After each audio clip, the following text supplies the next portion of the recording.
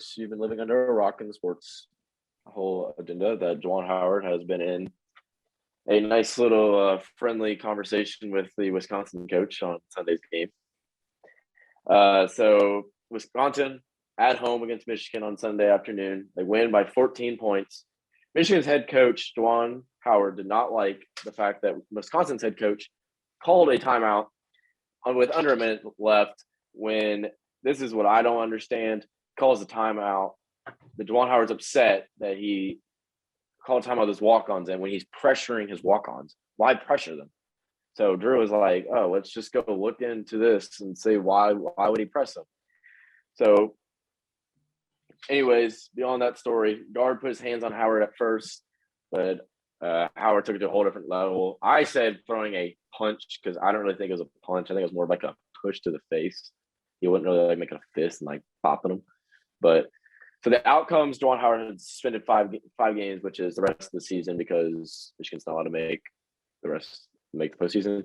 And he was fined $40,000. Greg Gard, who's a Wisconsin coach, fined $10,000. Michigan forwards, Terrence Williams, I don't even know to say that. And Wisconsin guard, Kobe Neath, each suspended one game, and they all three threw punches. So now we'll get into the thoughts on that.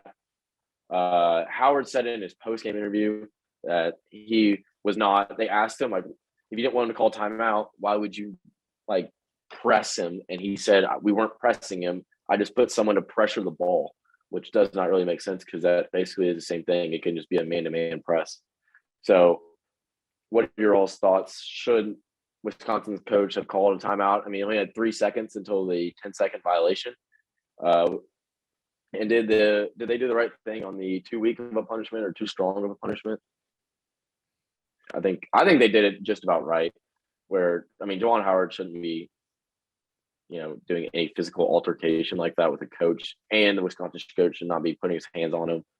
Yeah, during a handshake, just shake the dude's hands and just, Juwan Howard, accept your L. Wisconsin, show your respect. Say, yes, we beat you all.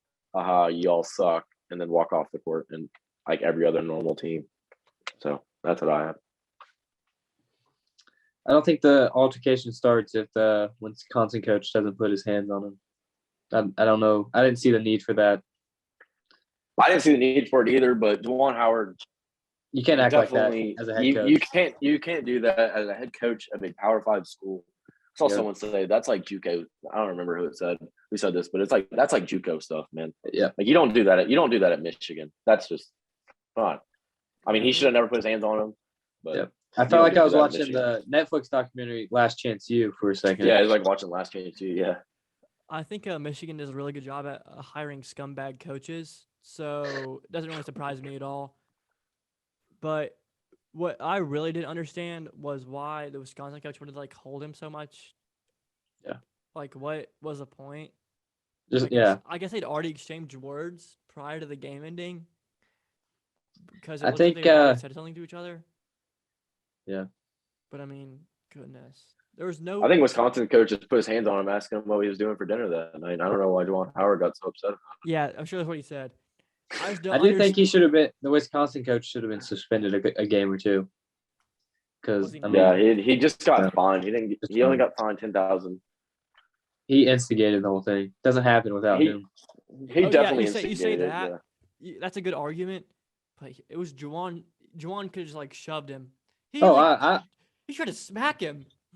I'm not. I think Juwan got the perfect punishment. I mean, I think he's also kind of lucky. He could have got fired for that. Yeah, I mean, he definitely. I don't think the punishment's over. I think this carries into the offseason. I think this is kind of I could imagine getting fired in the offseason. I think it's more of like an indefinite suspension. Because they haven't had a great season. Yeah, for sure. They've very underwhelming.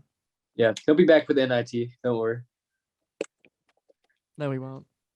We're not even gonna make that. It'd be funny though if Juwan Howard gets suspended and an assistant coach just turns the team around, and then he's for sure gone. They go undefeated. They have the talent to be a good team. He's just not a fan of the timeouts because of the Fab 5 days. Gosh, that's so annoying.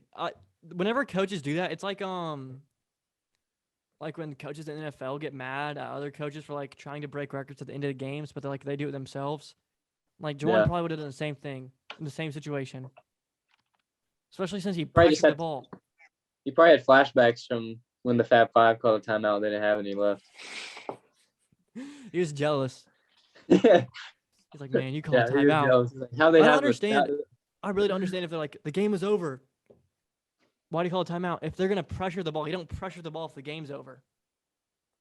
Yeah, Yeah, I think it was that's what he was saying. That's what he said in this post game. He was like, the game was obviously over. Then don't pressure the ball. Well, that doesn't make any sense. I think Juwan Howard knows he screwed up. He just didn't want to admit it because a lot of those guys have such big egos Especially that he doesn't want to admit he was in the wrong. He clearly has an ego if he thought he could hit a coach after a game. he has a big ego.